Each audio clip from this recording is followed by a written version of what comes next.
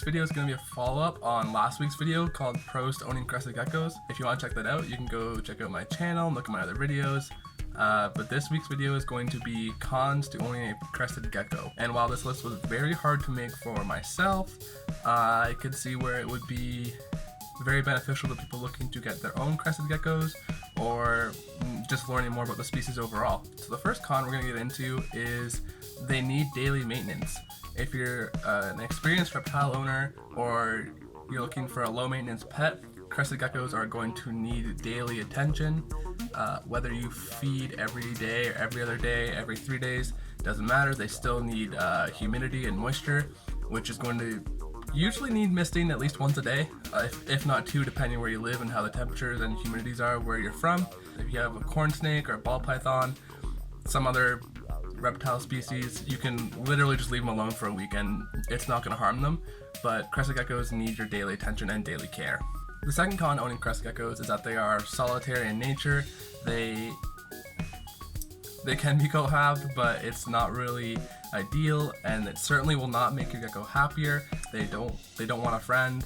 They don't want to fight for resources and hiding spots with another gecko. They would much rather be by themselves. It's just what it is. If you do decide to cohab, people say if you put hatchlings together for a little bit, they're gonna be fine.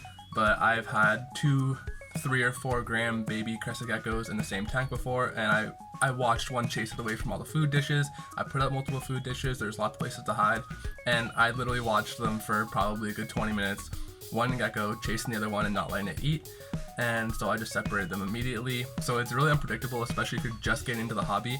If you get one crested gecko and inside you want another one, you're gonna need to have another setup, because if they're young, they can still attack each other and be aggressive or just not let the other one eat.